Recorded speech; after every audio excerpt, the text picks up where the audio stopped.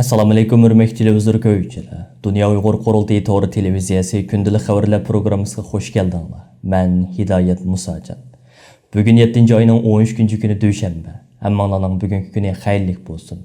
Aziz ko'ruvchilar, tövəndə diqqətinizlər bugünkü xəvərlər proqramımızın təfsilatında bo'lsin. Dunya Uyghur Qurultiyi koronavirusi səbəbindən bir yıl keçikdirilgan özünün 7-ci növbətlik vəkillər Qurultiyini və ümumi sayılımını bu yıl 11-ci ayının 13-cü günüdən 14-cü günügacha Çexiyanın paytaxtı Pragda ötküzüşünə qərar qıldı. 40 neçə kişiden tərkib tapqan məxsus 7-ci növbətlik Dunya Uyghur Qurultiyi tayyorluq komitetini qurub çıxıb, Şərqi Türkistan Cumhuriyetining qurilgan kuni Pragda çağırıladigan ümumi qurultayının tayyorluq xizmatlarini rəsmi başladı. Dunya Uyghur Qurultiyi İcraiya Komitetining 2020 yılı 7-ci ayının 15-ci günü ötküzülgən 5-ci qitimliq umumi yığınida qurultayning nizamnamasida ko'rsatilgan har 3 yilda bir qitim umumi vakillar qurultiyi va umumi saylam ötküzüş degan moddasiga asosan Dunya Uyghur Qurultiyining 7-ci navbatlik umumi vakillar qurultiyini va umumi saylamini 2020 yılı 11-ci ayda Cumhuriyet kunimizga to'g'ri keltirib, Yevropadagi ma'lum bir davlatda ötküzüş haqida birdek qarar olgan edi. Afsuski Xitoyning Wuhan shahridan butun dunyoga yomg'irgan koronavirusi sababidan Dunya Uyg'ur Qurultiyi Ijroiya Komiteti 2020 yılı 11-ci ayda ötküzüladigan 7-ci navbatlik Dunya Uyg'ur Qurultiyi vakillar qurultiyini 2021 yilga kechiktirishni qaror qilgan va qurultayning bu qarori ayni chog'da dunyoga e'lon qilingan edi. Dunya Uyg'ur Qurultiyi Ijroiya Komitetining bu yil 7-ci ayının 7-ci günü çağırılgan yığınida 7-ci navbatlik Dunya Uyg'ur Qurultiyini bu yil 11-ci ayının 13-cü günüdən 14-cü günügacha Çexiyanın paytaxtı Pragda ötküzüş qarar qılındı və məxsus 7-ci navbatlik Dunya Uyg'ur Qurultiyi tayyorluq komiteti qurub chiqildi. Tayyorluq komiteti qaramaqida vakillar komissiyoni, nomzodlar komissiyoni, katibatlik komissiyoni, iqtisodiy komissiyon, vakillarni kutib olish va orqa saf komissiyoni qatorliq 5 xizmat komissiyoni ta'sis qilindi. Dunya Uyg'ur Qurultiyi Ijroiya Komitetining birdek ovozi bilan Dunya Uyg'ur Qurultiyining tashkiliy ishlog'i mas'ul muavin raisi Parat Yo'ronqash apandim 7-ci navbatlik Dunya Uyg'ur Qurultiyi tayyorluq komitetining raisligiga, Turg'unjon Alovdin apandi vakillar komissiyonining mas'ulligiga, Samat Abla apandi nomzodlar komissiyonining mas'ulligiga, Doktor Erkin Ahmad apandi katibatlik komissiyonining mas'ulligiga, Abdujilil Ahmad apandi iqtisodiy komissiyonining mas'ulligiga va G'ayur Qurban apandim vakillarni kutib olish va orqa saf komissiyonining mas'ulligiga saylab chiqildi. Bu munosabat bilan qurultay tarkibidagi 40 dan ortiq Uyg'ur tashkilotining mas'ullarining qatnashida 7-ci ayının 10-cü günü ötküzülgən müzakirə yığınida Dunya Uyg'ur Qurultiyi Ijroiya Komitetining yuqorqi qarori oxirgi qitim yana takrar tashkilot rahbarlarimizning ma'qulligidan ötküzülüb muqimlashtirildi. Bu vaqtda e'lingan qarorga asosan 7-ci navbatlik Dunya Uyg'ur Qurultiyining vakillarining umumiy soni taxminan 150 nafar atrofida bo'ladi va bu son Uyg'urlar yashayotgan 30 ga yaqin davlatga muvofiq shaklda taqsim qilinadi. Ehtiyoj ko'rilsa qurultay vakillarining soni yanada ko'paytiriladi. Koronavirusi sababidan Chexiyadagi qurultayga bevosita qatnashish imkoniyati bo'lmagan davlatlardagi vakillar bir o'ringa to'planib, tor orqali yig'in va umumiy saylamga qatnashadi. Qozog'iston, Qirg'iziston, Kanada, Amerika, Avstraliya, Yaponiya, Turkiya va Yevropadagi har qaysi ellarda maxsus vakil saylamiga nazorat qilish divan hay'ati qurib chiqiladi va sharoiti yor bergan davlatlarda saylam sanduqi ta'sis qilinadi. Vakil saylamining adil va demokratik shaklda elib berilishiga kapolat qilinadi. Uyg'ur tashkilotlari bo'lmagan va Uyg'urlarning soni oz bo'lgan davlatlardagi vakillar 7-ci navbatlik qurultay tayyorluq komitetining o'rtaq qaroriga asosan turg'izib chiqiladi. Har bir davlatda saylab chiqiladigan vakillarning eng oz 3 dan 1 qismi yoshlardan va xonim-qizlarimizdan tarkib tepishi shart. Har qaysi ellardagi vakil saylamiga nazorat qilish divan hay'atlari qurultay vakilligiga nomzod bo'lg'uvchilarga qo'yiladigan shartlar haqida qurultay tarafidan tuzib chiqilgan moddalarga qattiq amal qilgan asosda vakil nomzodlarini tanlab chiqadi. 7-ci navbatlik qurultayning rasmiy saylab chiqilgan vakillari millat vakili tusini olgan alohida salohiyatga ega bo'ladi va ular o'zlari turishliq davlatlarda Dunya Uyg'ur Qurultiyiga to'liq vakillik qilish salohiyatiga ega bo'ladi. Vakillarning alohidaliklariga qarab ular qurultay tarmog'idagi 17 xizmat komitetiga doimiy a'zolikka taqsim qilinadi. 7-ci navbatlik qurultayda vakillarga maxsus alohida ishlangan vakillik kimligi tarqitib beriladi. Qurultay rahbarlari qurultay vakillari ichidan saylab chiqiladi.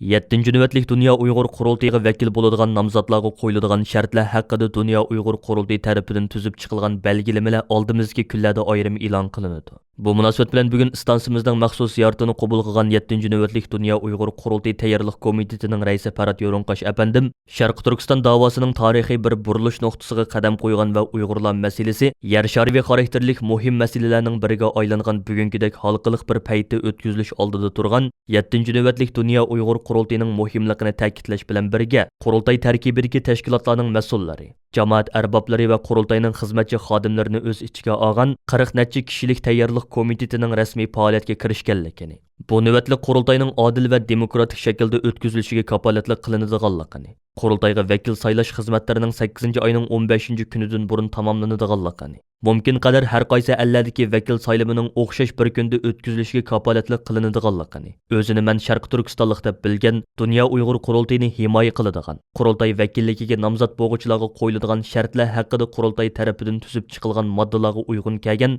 18 yoshdan yuqori har qanday bir kishining Qurultiyiga vakil bo'lish salohiyatiga ega ekanligini, nomzod bo'lishni orzu qiluvchilarning hozirdan boshlab o'zlari turishliq davlatlarda faoliyat olib berayotgan Qurultiyi tarkibidagi Uyg'ur tashkilotlariga murojaat qilsa bo'ladiganligini bildirdi.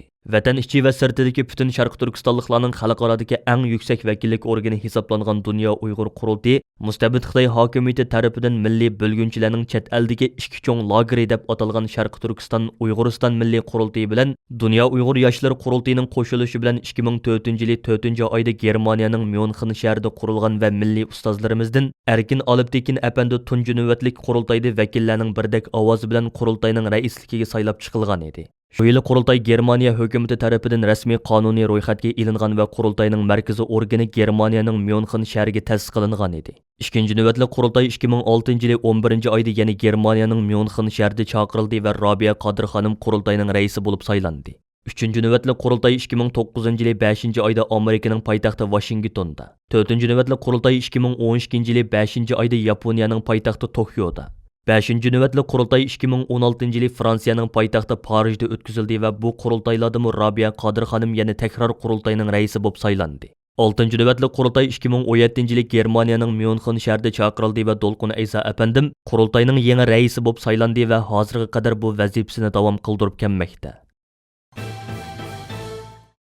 Yevropa parlamenti 8-iyul kuni ovoz berish orqali qaror ma'qullab, Beijing doiralarini eng qattiq pozitsiyada ayblashni hamda Xitoy navoda Hong Kong va Uyg'urlarning kishilik huquq vaziyatini o'zgartmasa, Yevropa ittifoqi amaldorlarining 2022-yillik Beijing olimpik musobaqasiga qatnashmasligini tashabbus qilgan. Bu qarorni Yevropa ittifoqining 578 nafar parlament a'zosi qo'llab ovoz bergan. 29 nafar a'zosi rad qilgan. 73 nafar a'zosi ovoz berishdan voz kechgan. Qaror mutlaq ko'p qism parlament a'zolarining qo'llashi bilan ma'qullikdan o'tgan. Kuzatuvchilarning qarashicha bu qaror Yevropa ittifoqi bilan Xitoy o'rtasidagi munosabatning yanada bir qadam ilgarilab buzilishidan derak beradi.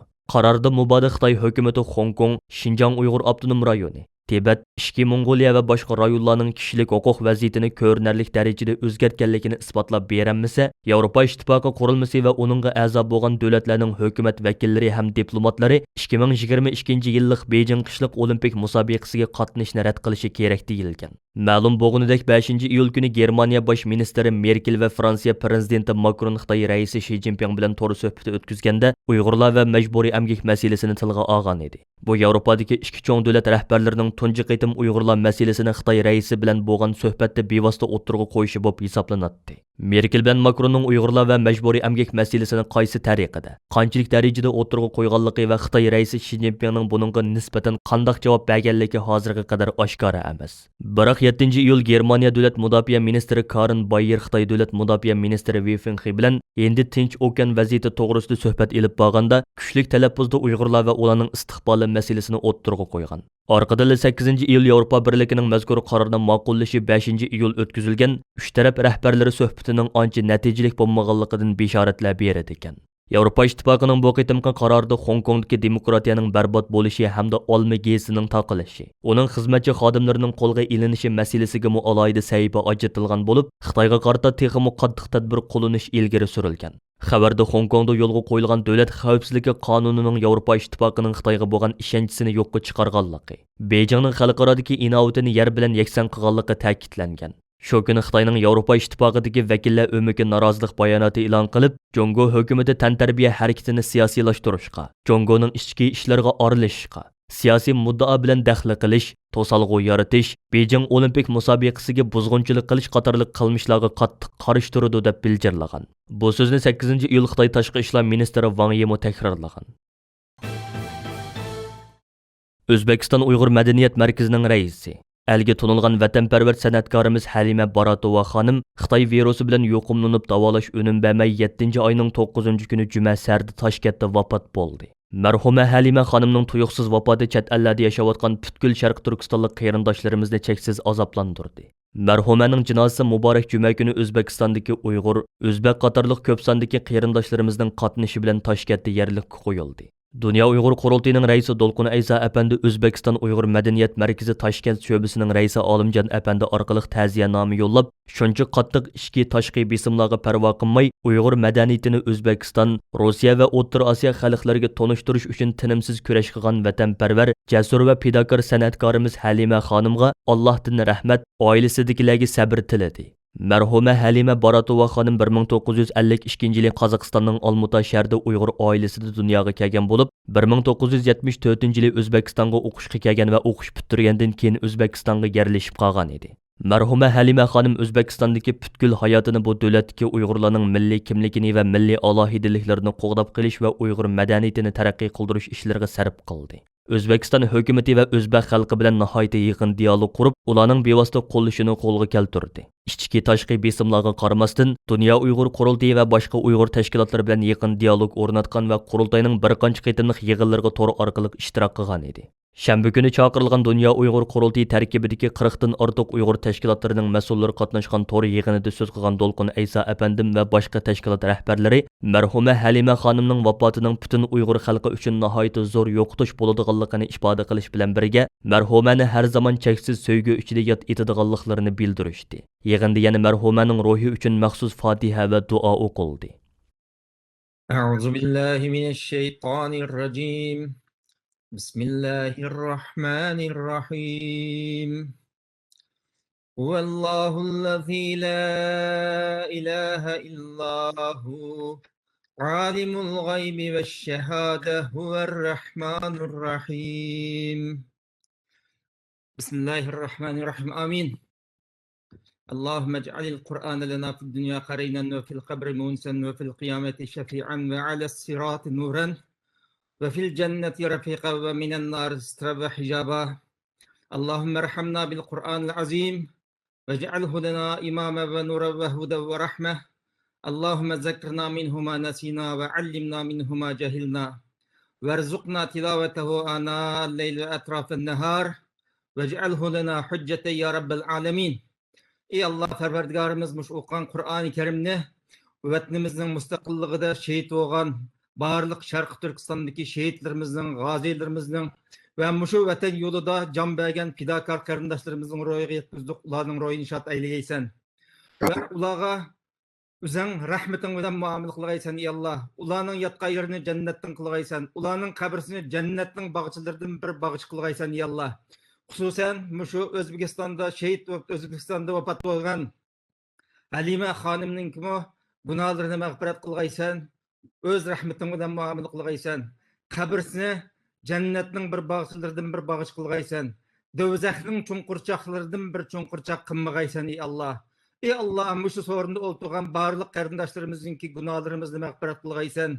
En ahırda vefat bulduğu vaktimizde la ilahe illallah Muhammedur Resulullah diyen muş kelime-i şehadet bilen huzurunga dergahınga bağlınız kılgaysan ey Allah. Muş vatan yolunda mangan qarındaşlarga üzen kuch, kudret, nusret ata kılgaysan ey Allah. Ey Allah, Perverdigarımız aş vatandaki aziz halkımızga, milletimizge, şu Uyghur Müslümanlarga, Şarkı Türkistan zemininde zulüm kılıbatkan Xitay kapırlarını, Xitay'dan ibaret bu zalimlarını yaviden yeksan kılıvat gelsen ey Allah. Ey Allah, sizin kudretin uluqsan, qaysı bir sebep bilen ularını hilak kılsan, hilak kılalaysan ey Allah. Senden başka panayımız yok. Ey Allah, Perverdigarımız, muşu bizninki kılıvatkan mücadelemizni öz dergahında kubul kılgaysan. Rabbigfir verham ve ente hayrur rahimin. Rabbigfir li ve li valideyye vel mu'minine yevme yakumul hisab. Lillahi Teala el-Fatiha. Amerika hökuməti 9 iyul günü Xitayning 14 şirketiga Xitoy hökumətining Uyg'urlarga yurgizayotgan irqiy qirg'inchiligi va insoniyatga qarshi jinoyatlari bilan chetishliqqa bor deb jazo tadbiri e'lon qildi. Amerika Savdo ministrligining bu vaqtdagi bayonotida mundaq deyilgan. Amerika bugun Xitoydagi 14 shirkatni Beyjingning Xinjiang Uyg'ur avtonom rayonidagi Uyg'ur, Qozoq va boshqa musulmon osonliq millatlarni bostirish, keng ko'lamlik tutib turish va yuqori texnikalik nazorat qilish harakatlarini qo'llaganligi uchun qora tizimlikka oldi. Xitoy Xalq Cumhuriyeti bu rayonda irqiy qirg'inchilik va insoniyatga qarshi jinoyatni davomlashtirmoqda. Ma'lum bo'lishicha, bu qitim jazo tadbiri e'lon qilingan shirkatlar asosan Xitoy hukumatining Uyg'urlarga qaratgan yuqori texnikalik mutlaq nazoratiga moslashgan va texnika asosi bilan ta'minlagan shirkatlarni o'z ichiga oladi ekan. Bu shirkatlar Xitoy elektron va uchur texnikasi akademiyasi, Xinjiang Lianhai Chuangji uchur texnik shirkati, Xinjin Kobur uchur texnikasi shirkati, Xinjiang Yelkenlik uchur texnikasi, Beijing Geling Shintong uchur texnikasi, Xinjin Huantay aqliy iqtidorlik texnika cheklash shirkati va Chengdu Shivo bexatarlik sistemasi cheklash shirkati qatorliqlarni o'z ichiga oladi ekan. Amerika hukumatining bu qarori texi bir qancha kun avval Amerika tashqi ishlar ministri Blinken Uyg'ur vakillari bilan bevosita uchrashib, ular bilan Sharq Turkistonda davom qilayotgan irqiy qirg'inchilik va insoniyatga qarshi jinoyatlarga taqobil turishning yo'llari haqida fikrlashgandan keyin e'lon qilindi. Mazkur qaror haqida Amerika Savdo ministrligi tarafidan e'lon qilingan bayonotda Amerika Savdo ministri Gina Raymondo tuvandagi so'zlarni qilgan. Amerika Savdo ministrligi Xinjiangdagi kishilik huquq dafsandichiligiga imkoniyat yaratib berayotgan yoki Amerika texnikasidan foydalanib, Xitoyning armiyani zamonaviylashtirish harakatini jonlantirishiga yordam berayotgan shirkatlarga qarata kuchlik hal qilg'ish harakat qilinadi. Biz eksport kontrolligini davomli ishlatib, hukumat, shirkat va shaxslarning Amerikaning davlat bexatarlik manfaatiga tahdid soladigan, bizning qimmat qarashimizga mos kelmaydigan harakatlarga qarshi turishni qat'iy davomlashtiramiz. Hindistondagi CNN xabar 18 televiziya kanali 8 iyul doklad e'lon qilib, Xitoyning Turkiya, Pokistonni o'z ichiga olgan musulmon davlatlarga sog'an va silishni planlagan 1 trillion 300 milliard dollarlik mablag'i sababli bu davlatlarning Uyg'ur irqiy qirg'inchiligiga sukut qilganligini ilgari surgan. Xabarda aytilishicha, bu bir qism musulmon davlatlarning Uyg'ur irqiy qirg'inchiligiga ko'z yumushining badal haqqi ekan. Bu doklad e'lon qilinishining oldida Pokiston bosh ministri Imron Xon Xitoyning Uyg'urlarni keng ko'lamlik dafsanda qilayotganligiga doir ishonchli faktlar mavjud bo'lsa-mu, biroq u buningga ko'z yumib, Sharq Turkiston masalasida Xitoyning tushuntirishini qabul qiladiganligini bildirgan edi. Dokladda aytilishicha, Xitoyning o'tgan 15 yilda O'rta Osiyo jumhuriyatlarini o'z ichiga olgan musulmon davlatlariga sog'an, hozir selayotgan va kelgusida solmoqchi bo'lgan mablag'i ham iqtisodiy to'xtamining umumiy tanarqi 1 trillion 300 milliard dollarga yetadi ekan. Dokladda Pokiston, Turkiya, Misr, Saudiya Arabiston, Malayziya, Iran, Sudan, Bangladesh, Arab Birlashma Xalifaligi, Qozog'iston, Aljeriya qatorliq musulmon davlatlarining Xitoy eng ko'p mablag' sog'an davlatlar ekanligi. Xitoyning bu davlatlarga yaqinqi 15 yilda oz kam 422 milliard dollar mablag' sog'anligi. Bu davlatlarning mutlaq ko'p qismining Birlashgan Davlatlar Tashkilotiga xat yozib, Xitoyning Xinjiang siyosatini qo'llagan davlatlar qatoridan o'rin olganligi. Bu Dunya islom hamkorlik tashkilotining Uyg'ur irqiy qirg'inchiligi nima uchun sukut qiladiganligini tushuntirib beradiganligini bildirgan. Türk matbuotlarining xabar qilishicha, Turkiyadagi 88 shoir va shoira o'rtaq axborot bayonoti e'lon qilib, Xitoyning Uyg'urlarga elib berayotgan irqiy qirg'inchilikni to'xtatishga chaqiriq qildi. Mazkur axborot bayonotida mundoq yozilgan: Unutilmasinki, odam boyada she'rmi mavjud bo'ladi. She'r kishilarning dini, tili, millati, sinfi va jinsiyati nima bo'lishidan qat'iy nazar, barliq insonlarning o'rtaq qimmatini qo'g'daydi. Biz she'rlarimiz bilan zulmga qarshi tura oladiganligimizga ishonamiz. She'r har doim hamma odamdan sezgurdir. She'r kishilar qiyin ahvolda qolganda, zulmga uchraganda va qirg'inchilik xavfiga duch kelganda hammadan boldir yetib keladi. She'r odamlarni kishilik haq va huquqiga hurmat qilishga, adolatli bo'lishga, ezilayotgan xalqlarni qo'llashga va ularga yordam qo'lini uzatishga chaqiradi. Sharq Turkistonliklarga ig'ir zulm silayotgan Xitoy Xalq Cumhuriyetiga shuni demoqchimizki, buvoqlarga, bolalarga, yosh o'smirlarga, ayollarga, qisqasi barliq Sharq Turkistonliklarga qilayotgan Xitoy ishkencisini to'xtat. Madaniyat va irqiy qirg'inchilikni to'xtat. Bu 88 shoir va shoira ichida Turkiya va dunyoga to'nilgan. She'rlari boshqa tillarga tarjima qilingan ko'p sonli shoir va shoiralar bor ekan. Yaqindan buyon Turkiyadagi har qaysi soha va kasbdagi kishilar orqa-orqadan bayonot e'lon qilib, Xitoyni ayblab, Uyg'urlarni qo'llaydiganligini bildirib kelmoqda. Hurmatli televizor ko'ruvchilar, yuqorida Dunya Uyg'ur Qurultiyi to'g'ri televiziyasi kündəlik xəvərlər pirugrammısını diqqətinizə sunduq. Keyin qaytamlıq pirugrammimizni ko'rishaylik. Ko'rishga omon bo'lgaysizlar. Xayr xo'sh.